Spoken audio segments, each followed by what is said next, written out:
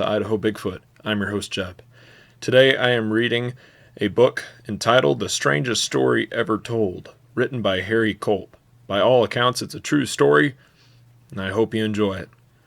All rights go to the respective owners. Let's get into this. Preface. Dear readers, the writer of this story has been dead for several years now. At one time back in the early 30s, he had this story written up and ready to send away. Something happened, and the manuscript was put into a box and forgotten.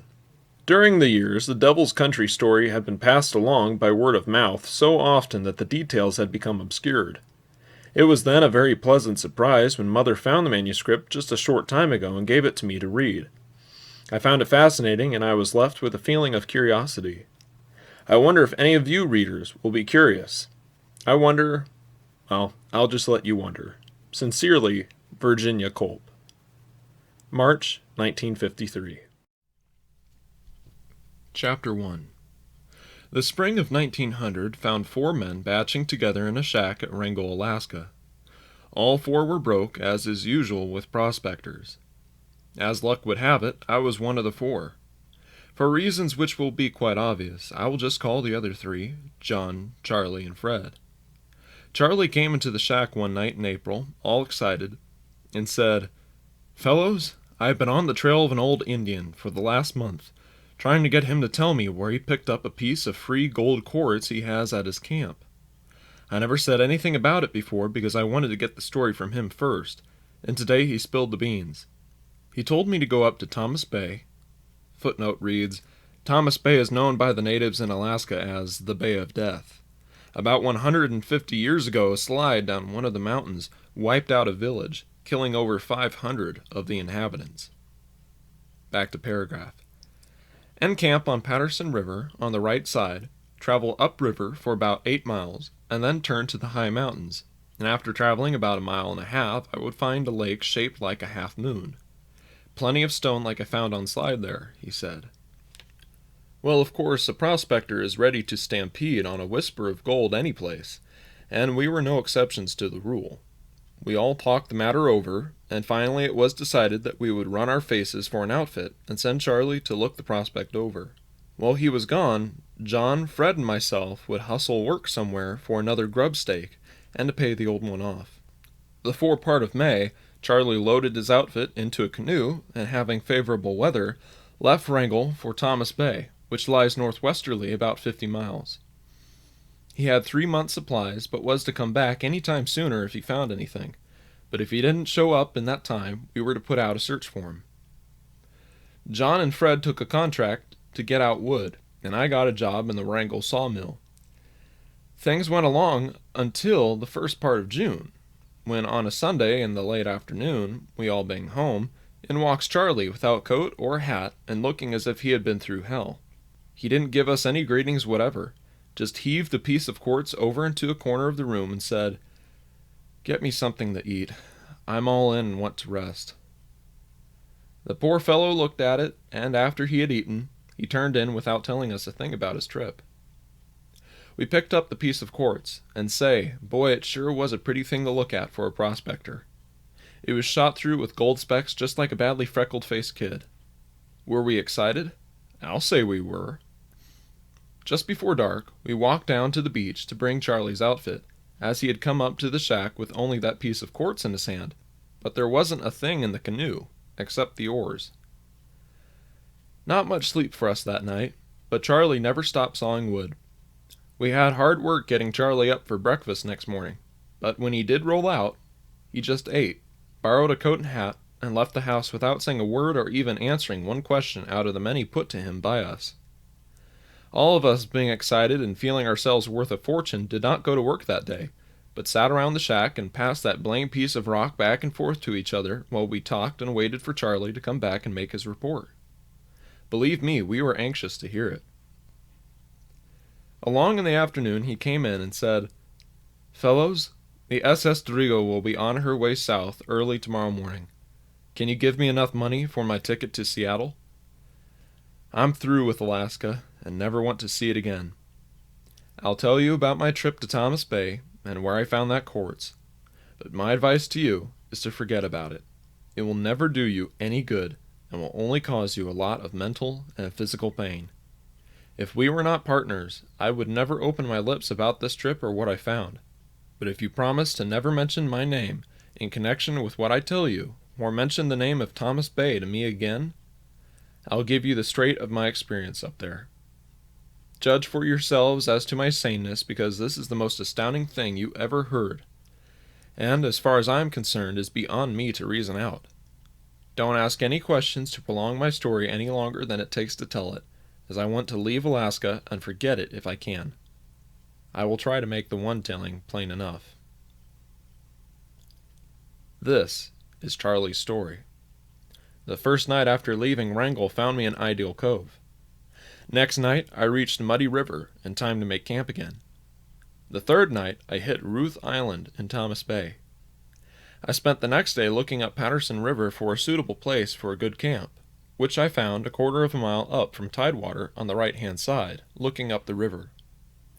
Broke camp on Ruth Island the next day and moved up to the place I picked out the day before, put up my tent, packed up my outfit, and left the canoe on the riverbank. The next day I spent cooking beans, cutting wood, and making things comfortable for a long stay. As it looked like rain, I wanted to get things fixed to keep dry. It started to rain that night and just kept it up for days. I lost track of time, as each day was just like the one before. Had nothing to read, was all alone, couldn't do anything without getting soaked, and the roar of the river and wind through the timber just about drove me bugs. So I put in most of my time sleeping. Finally, the weather broke and I got out. Spent several days in trying to find the old Indians' Half Moon Lake, but couldn't get it spotted. I did find about 2 miles from camp up the river and about a mile from it, a lake shaped like the letter S. On the creek coming out from the lower end I panned some pretty good colors, but as I figured, not enough to get excited about. Yet an indication of gold in the country. Talk about a dead country, that sure is. There doesn't seem to be any life in there at all. You might spend all day in the timber without seeing a squirrel. I was getting sort of tired of beans, rice, and bacon, so I made up my mind I would go over to a ridge about 8 miles east of the S Lake and get a few grouse, as I thought I could hear a few hooters up there when I was at the head of this lake. I left come the next morning, which was a fine sunny day. I took only the rifle with me, and when I came to the ridge, sure enough there were a few grouse hooting. I shot 2 and had gotten them when I bagged another one, which fell down the ridge about 100 yards before it hung up. Well, on my way down to pick it up, I found that piece of quartz. Up to that time I had paid very little attention to what the country I was in looked like, as it was so heavily timbered and brushy. The formation didn't show up, and I had no tools with me to uncover it. The top of an old snag had broken off and fallen, scraping the top moss and loose dirt for a space of about 8 feet wide and 18 or 20 feet long, uncovering this quartz ledge, which is where I found this piece. This ledge was worked smooth by a glacier at one time. I couldn't find anything to break a piece off with, so I used the butt of my gun to get that piece. In so doing, I broke the stock of my gun, thus ruining it for further use. This didn't worry me any, as I knew there were no game in that country larger than a grouse, and damned few of them. My first thought was of the richness of the quartz, and of you fellows, and getting back to town to round you all up so we could get busy on it. After looking over and enjoying the feeling of knowing I had made a rich find, I covered the ledge up again, with moss, limbs, and rotten chunk.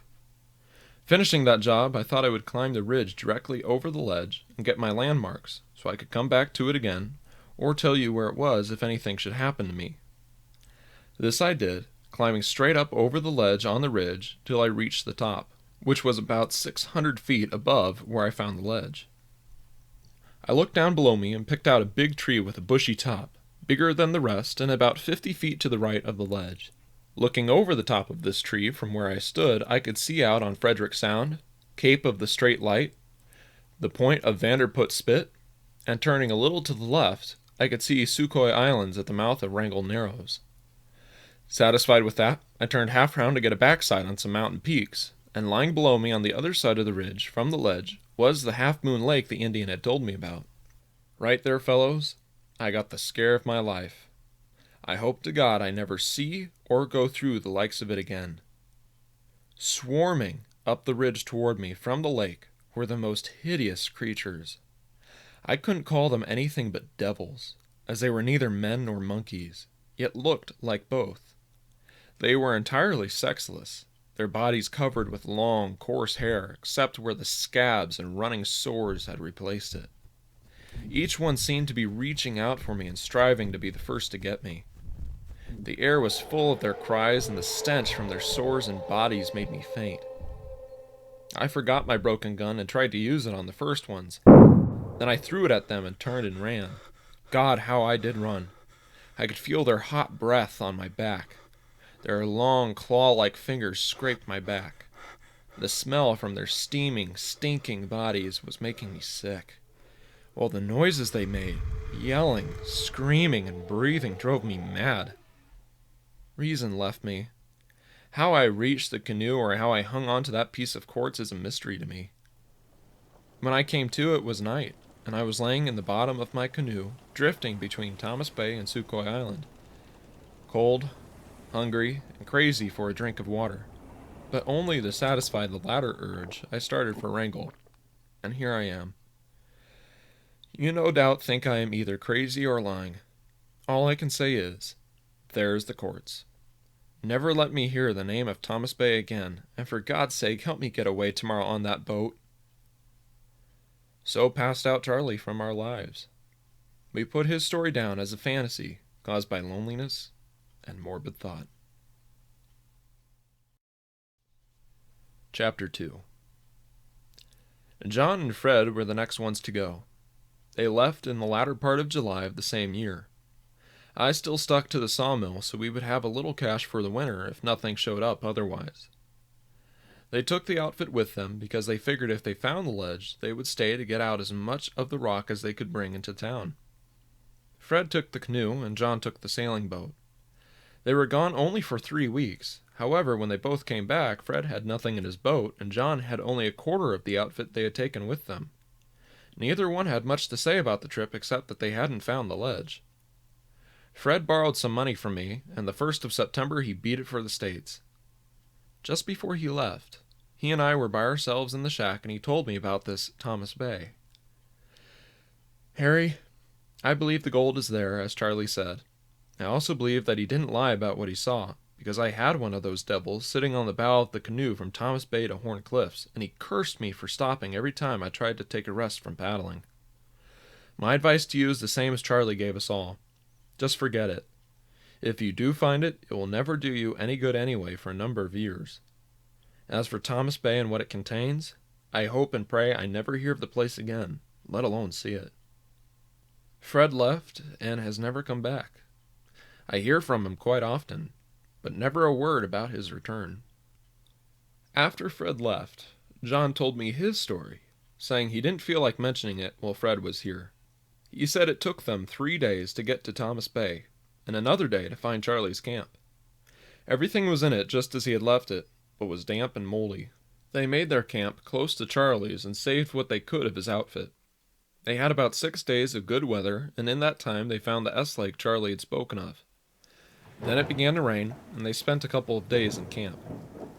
Getting impatient on the 3rd day of the rain, they decided they would separate. John was going to climb a mountain, which was about 7 miles from camp and about 2,500 feet high.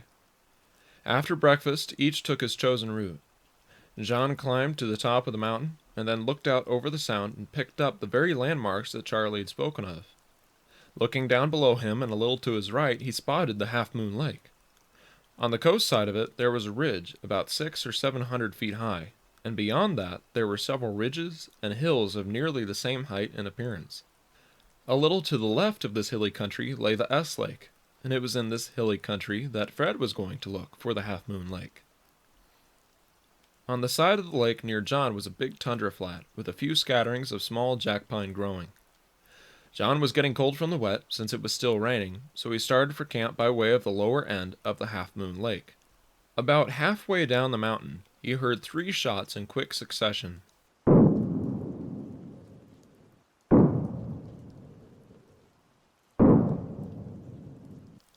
Wondering what the shooting was about, as there was nothing larger than a woodchuck to shoot at, he made as good time as he could to the tundra flat.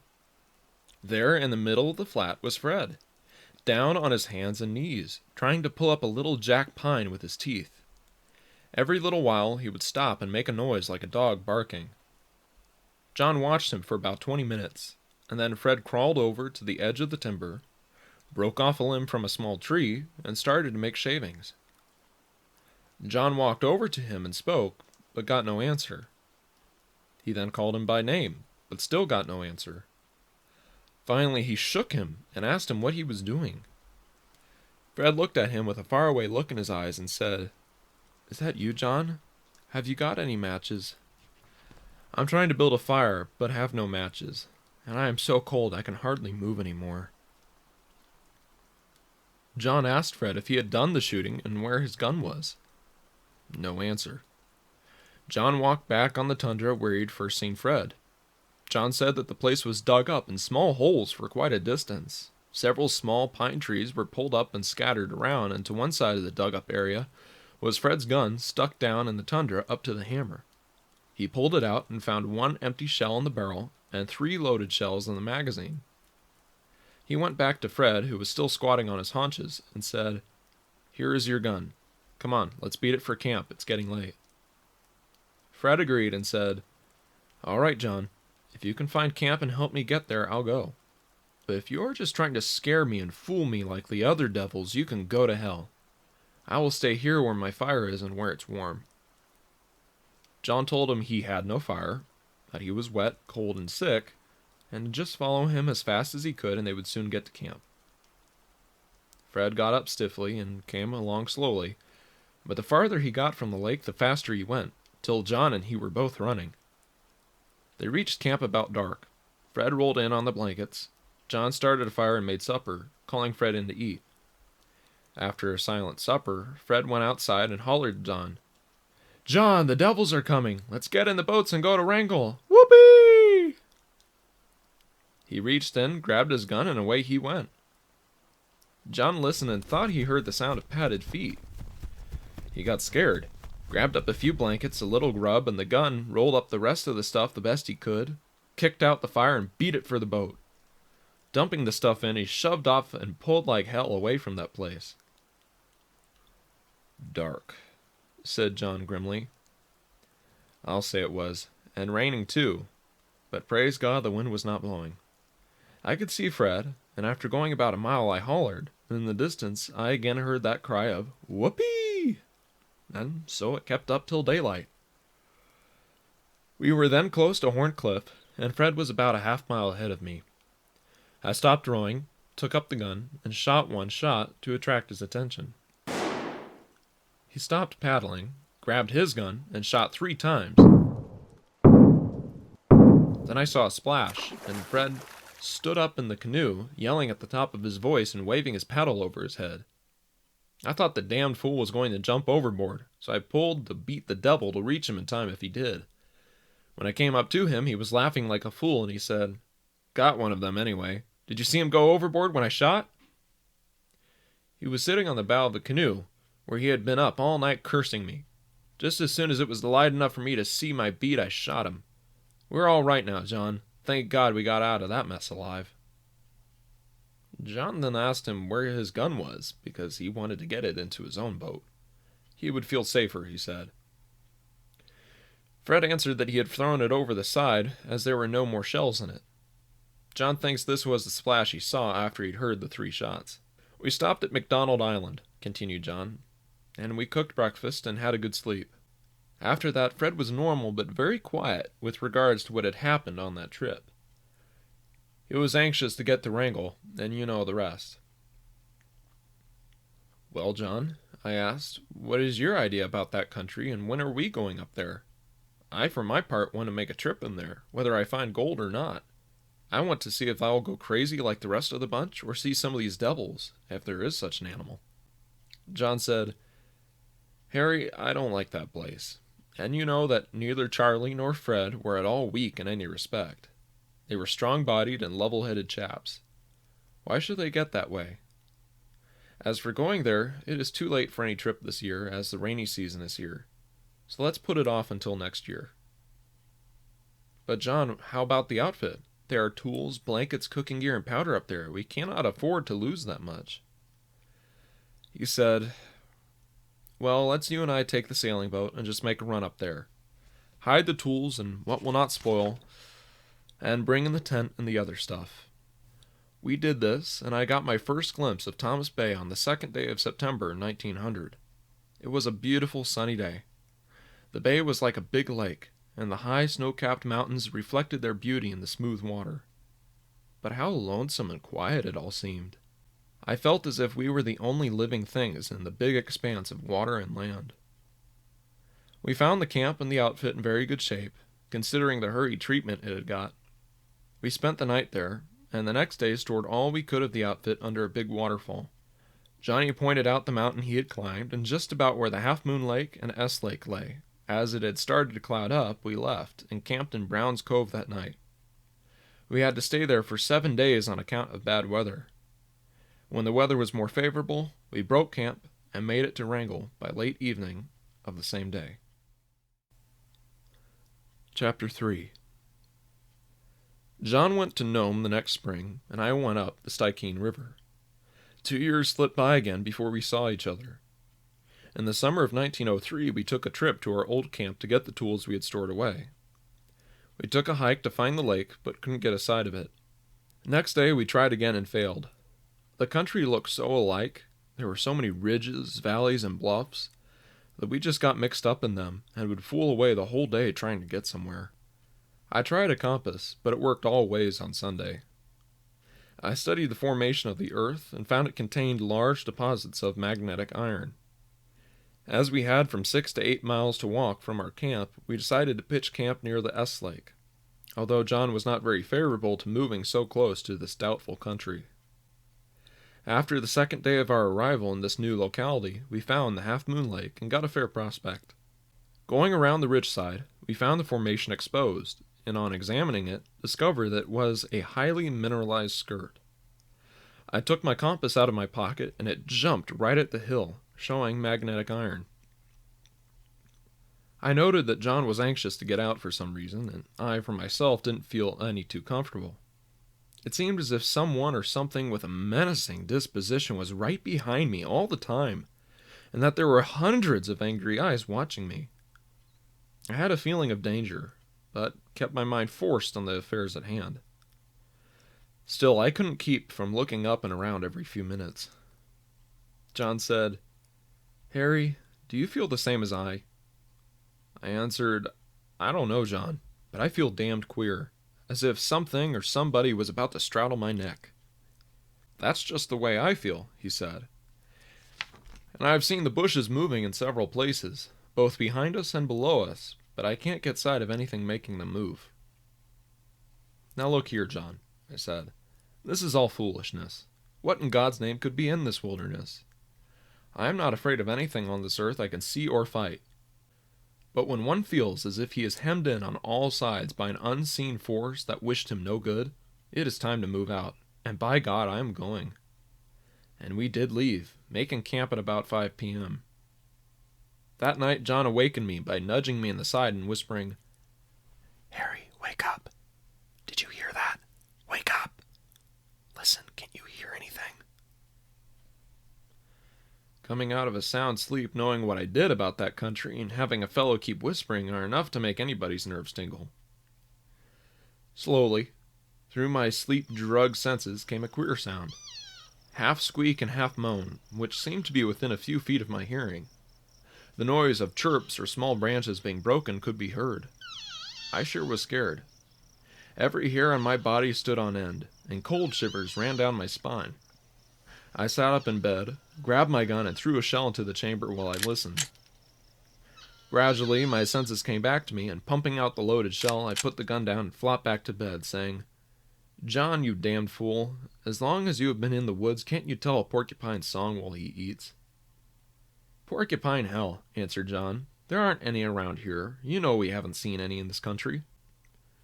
There was no sleep for him that night, and just as soon as morning came, we broke camp and started back for Wrangell. So ended that chapter of the story. John is still in Alaska. We often get together and go out on a trip, but never will he go to Thomas Bay. Chapter 4. For the next 3 years, I knocked around different parts of Alaska, but I always had in mind to make one more trip in the Devil's Country, the name I gave the district. I decided I lacked the nerve to go alone, and whenever I told interested parties the story, they always backed out. One night in Petersburg, that was a new town in 1906, I dropped into a saloon that had just been opened by a man from the States. During the evening, over several drinks, the saloon keeper and I got to be friendly. I told him I was a prospector and had been all over southeastern Alaska. He told me about a dream he had had before he had ever thought of coming to Alaska. His dream was as follows. I took a ride in a boat to a large bay. At the head of the bay there was a big river, which I followed until I came to a glacier. Then I walked over to my right, around the foot of a mountain, and into a country all broken up with small ridges and little canyons. I got lost in my dream. I wandered around for a long time, finally finding a lake shaped like the last quarter of the moon. On one side of the lake was a big flat, and on the other side there was a bluffy ridge, which I followed down to the lake till I came to the outlet. I followed that down till I came to another lake, which looked like half of it would make a last quarter moon, and the other half a first quarter moon. I was standing there looking at it and wondering about its peculiar shape when I woke up. This dream struck me as being very funny, for he had described the Devil's Country about as well as I could. So I said, I know where that place is, Mr. Bush. You do? He said. Well, you show me that place and I will show you $1 million. So we agreed to go, just as soon as he got somebody to attend his place. Mr. Bush and I left one evening in July on a motorboat chartered for the trip. Next morning, after a hearty breakfast, we went ashore in the dinghy. He carried a rifle and I carried the gold pan, prospecting pick, and lunch. Mr. Bush is a large man of nearly 200 pounds, but he was short-legged, making traveling slow. The day was warm and sultry without a breath of wind. We were nearly there, and while rounding a bluffy point on one of the ridges, he looked at the bluff and said, Culp, I have seen that bluff before. Just over the next ridge ahead of us is where the lake lies. Yes, I said, you are right, Mr. Bush. If I am not mistaken myself, that is the last hill you will have to climb. Let's up and at it, he said. I am anxious to see if that lake is really there and if it looks like it did in my dream. If so, our troubles are over and we will have plenty to see us through the rest of our lives. We started up the hill, which was around a 500 or 600 foot climb. I was leading the way and setting the pace as before, and had gotten halfway up when I heard a noise behind me. I turned in time to see Mr. Bush roll down the hill a short bit, fall up against an old log, and lay still. When I got back to him, he was on his back with his eyes open but rolled back, so that only the whites were showing. Believe me, I was sure in some pickle if anything was wrong with him. 7 miles from the beach, all alone and with a 200-pound man to get out of the timber is no joke. He wore a felt hat, so I picked that up together with his gun, which lay just a short ways from him, and went down to a little creek below us. Then I filled his hat with water, climbed back and poured it on his head, face, and chest, raised his head and shoulders, and propped them against the log.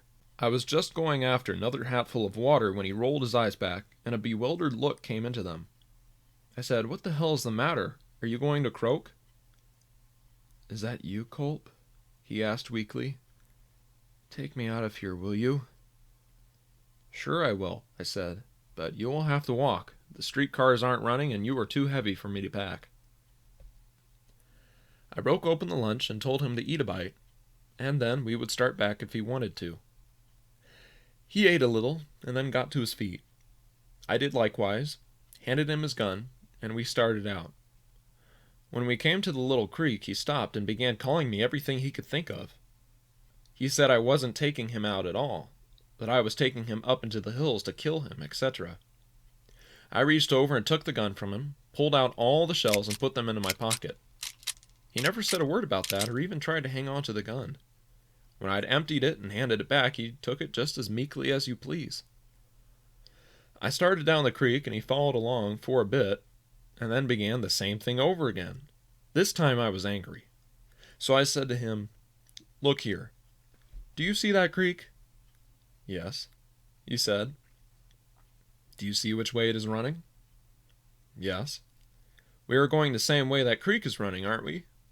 Yes. Well, I said, that creek is running out to the beach where our boat is, isn't it? No, by God, it isn't, he shouted. It is running uphill, and you are taking me back inland to kill me, you... We argued all the way back to the beach.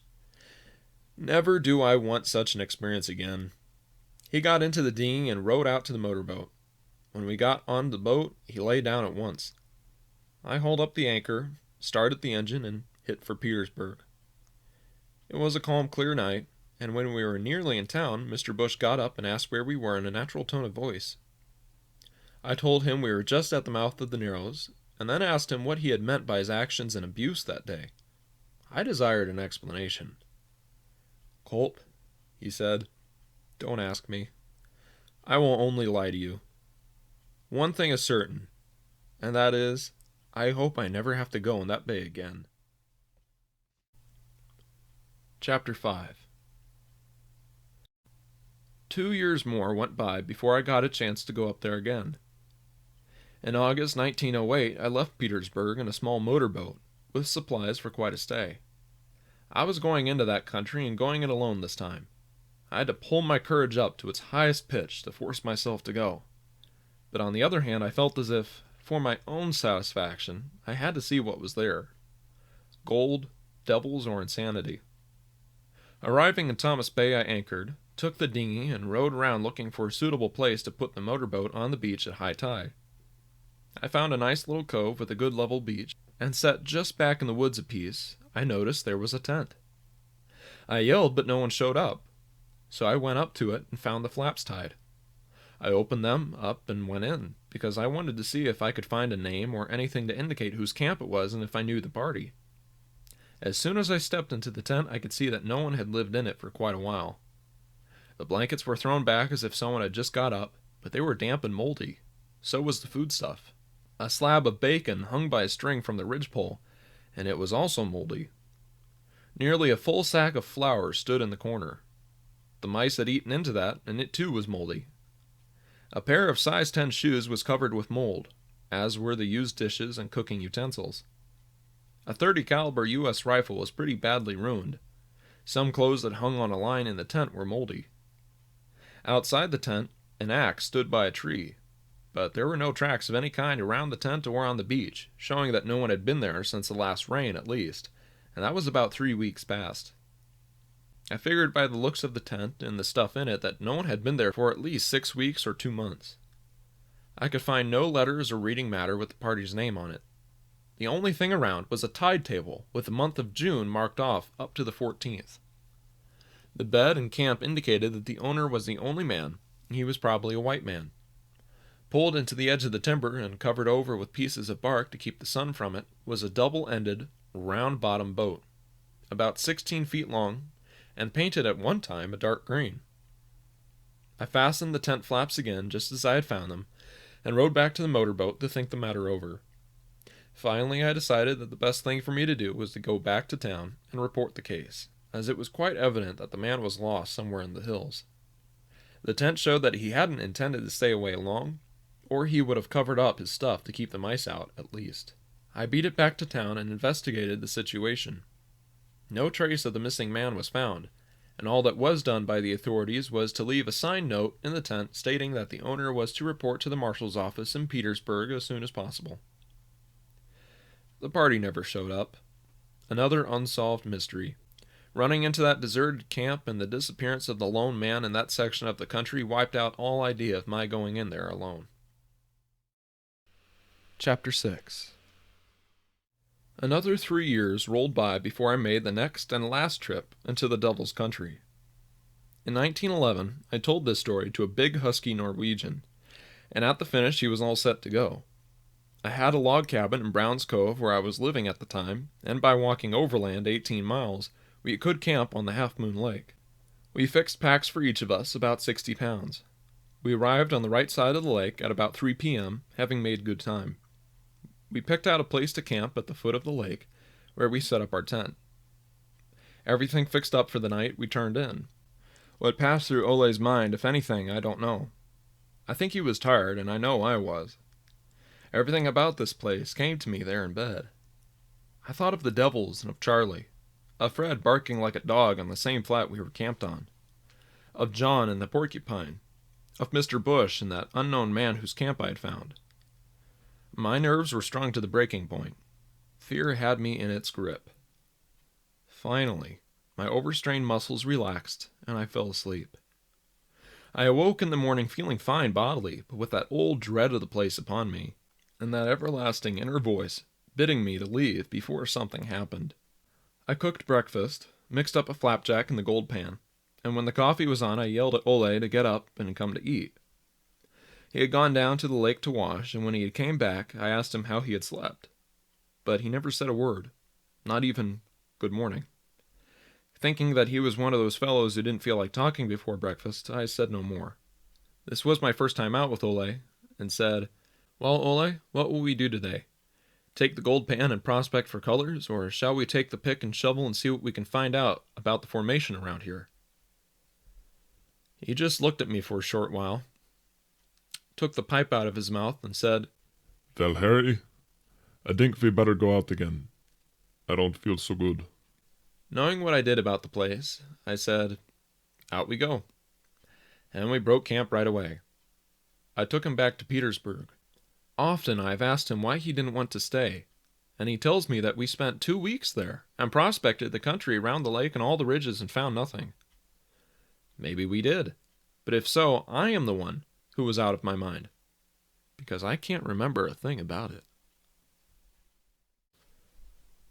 Chapter 7. In 1914, I sent 2 men there, telling them nothing about the place, other than the whereabouts I wanted them to prospect. One was half Russian, and the other was a Japanese.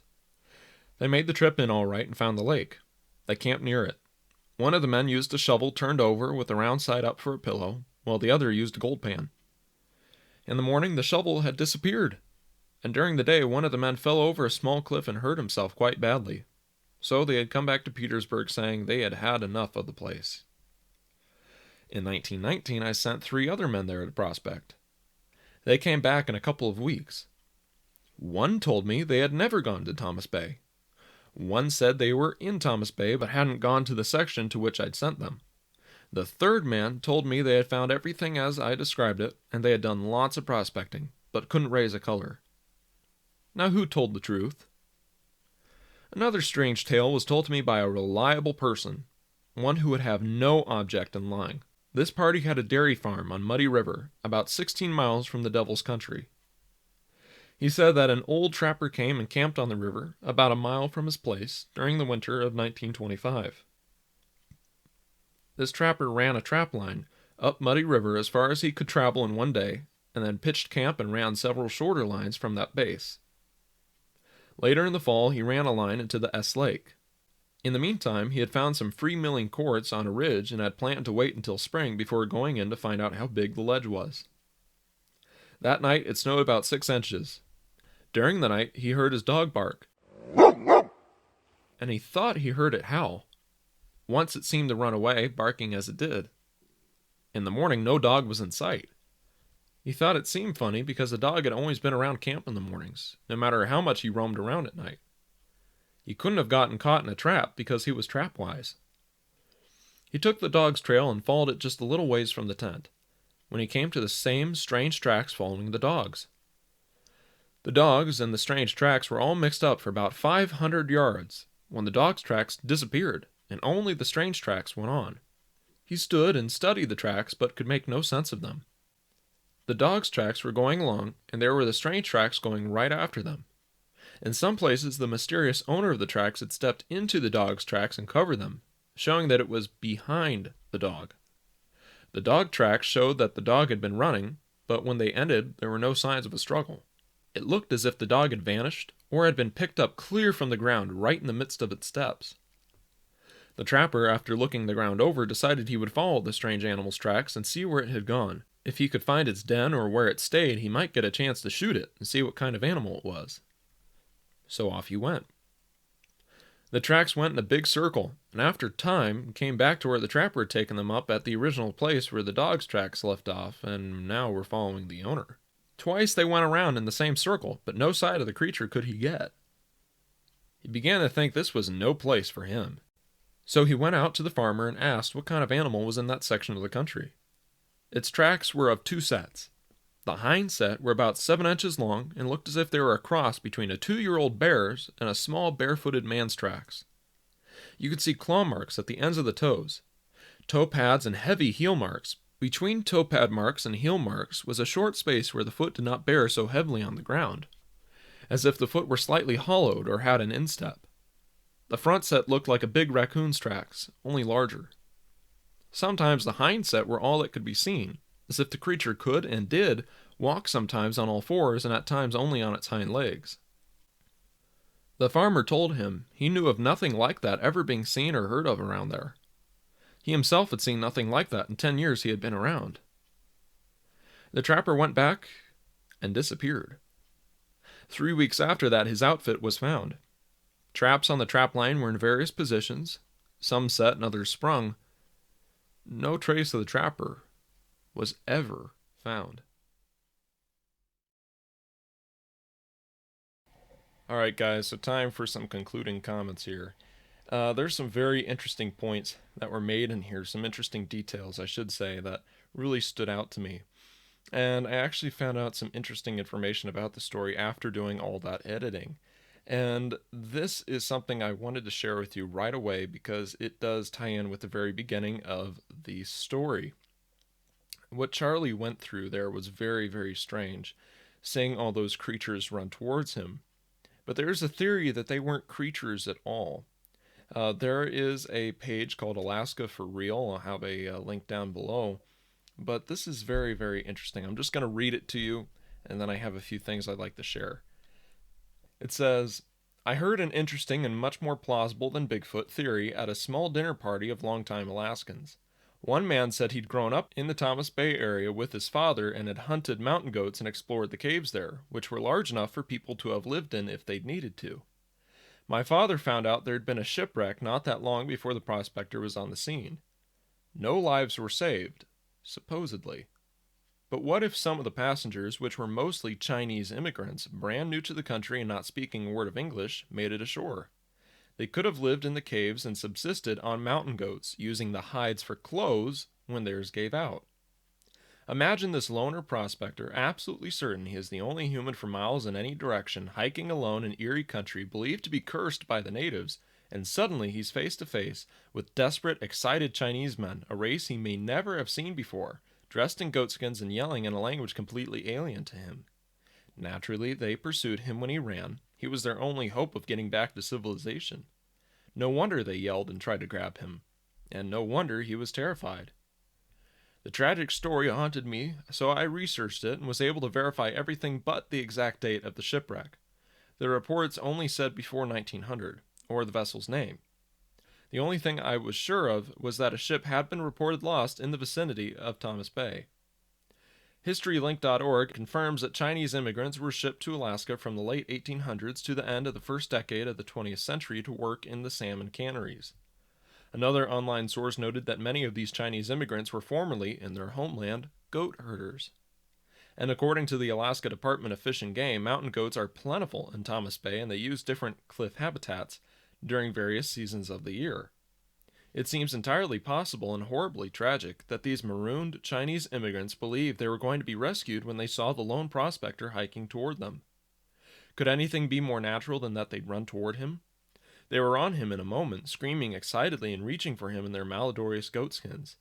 Sores, possibly from a poor diet, oozing, their wrong, quote, skin color and shape of the eyes, all combining to create a creature that has gone down in Alaskan history as a spectral monster and boogeyman. But what if they were simply marooned men of another race, unable to communicate through lack of a common language, and one man's terror of the unfamiliar? So that's an interesting article there. As you can see, there's a picture of some of those Chinese immigrants. I do not know when that picture was taken. I do not know if those were some of the people that were on that boat or not. There's really not a lot of info on that. It just says those are some Chinese immigrants. So who knows how many were on that boat? I certainly don't. I only just found this information yesterday, actually. So I'm sharing this with you pretty much as I learn it. But this is a very interesting theory. And it also explains some of the differences in the appearance of these creatures, if they even were creatures, right? Compared to some of the Bigfoot stories that I know of, and even kushtaka stories that I've heard, because none of those, or neither of those nor any of the other creatures that I've heard of, right, are known to have sores on their bodies. That's a strange detail. That's one that really stood out to me. Right, sores on the body, oozing. That's a very gross detail, but it's also an important one. Because when have you ever heard of Bigfoot having sores? I haven't heard a single story like that. And that's mostly because they're so covered in fur that you wouldn't even be able to see if they had any, right? They have mange or something, you wouldn't see the skin, more than likely, unless it's on the face. And the idea that they didn't bite him, but were rather trying to grab him, actually makes sense, because if these were wild creatures, why wouldn't they bite him? Right? I don't see why they wouldn't have, unless they weren't trying to hurt him. They were just trying to grab him, which, adds some credence to the story.